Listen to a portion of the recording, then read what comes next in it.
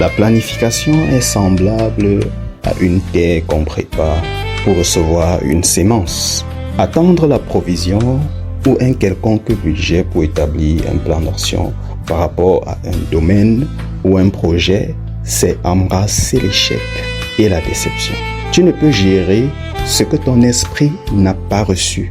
J'ai rencontré plusieurs personnes ayant de beaux projets, de belles idées, sans plan d'action, mais ayant la ferme conviction que leur unique blocage, c'est le financement. Écoute ceci très attentivement. Peu importe le financement que tu peux obtenir sans avoir maturé tes idées, à travers un plan d'action bien élaboré, tu seras toi-même surpris de ton échec. La productivité d'une sémence ne dépend pas seulement de la qualité de la semence, mais aussi de la prédisposition de la terre qui la reçoit. Dans cette vidéo, je partagerai avec toi un principe fondamental du succès afin de te permettre de sortir du cycle de l'échec. La planification, c'est une action de foi. Écoute ceci, la planification n'est pas juste un concept stratégique et logique. C'est une action de foi pratique. C'est pourquoi toute personne qui ne planifie pas est en horreur à Dieu. En d'autres termes, n'implore pas la faveur de Dieu si tu ne planifies pas avec diligence tes projets et ton quotidien.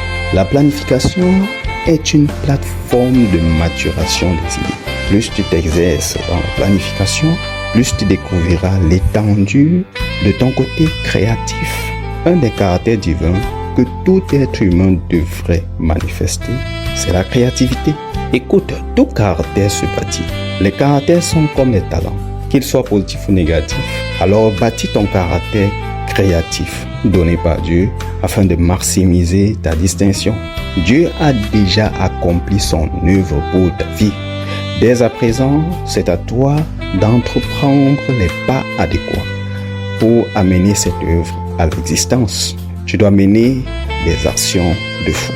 Si tu attends la provision saine pour faire un plan d'action, tu seras éperdument déçu. Rappelle-toi, les lois et les principes divins ont pour but d'orienter tes pas vers le succès. Tu dois donc provoquer la provision par une action de foi pratique. De plus, il faut noter ceci. Toute interaction spirituelle sans alliance est vaine. C'est pourquoi l'efficacité de ce mystère divin est fonction de l'état de ton alliance avec ton Créateur. Cette alliance, depuis le commencement, par tes iniquités et celui de tes prédécesseurs, tu l'as perdu. Mais la bonne nouvelle est ceci. Maintenant, cette alliance peut être restaurée par Jésus-Christ de Nazareth. Tout ce que tu as à faire, c'est de le prêter allégeance en l'acceptant dans ta vie comme ton seul Seigneur et Sauveur. Après une repentance sincère de tes péchés et un changement radical de tes mauvaises voies. Ceci est appelé la nouvelle naissance. La nouvelle naissance n'est pas un concept religieux, c'est une transition spirituelle qui te donne un accès légal au mystère du royaume des cieux. Il n'y a pas de transition sans authenticité. Tu dois donc être sincère dans ce choix, prenant conscience du fait qu'il ne s'agit pas ici d'une opportunité de gain éphémère, mais d'une renaissance profonde de ton âme, car ton réel épanouissement est rattaché à la restauration de ton âme. Écoute, faire de Jésus-Christ ton seul Seigneur, c'est un engagement solennel de suivre ses pas de façon radicale pour devenir semblable à lui, en vivant désormais selon la culture du royaume des cieux. Cette culture a pour but de sécuriser ton parcours vers l'accomplissement de ta destinée avec perfection. Et pour suivre ses pas, tu dois connaître sa volonté. Et pour connaître sa volonté, tu dois connaître ses principes et lois à travers une méditation permanente des Saintes Écritures, la Bible. De plus, désire le Saint-Esprit de Dieu. Tu peux demander à Jésus le baptême de l'Esprit Saint.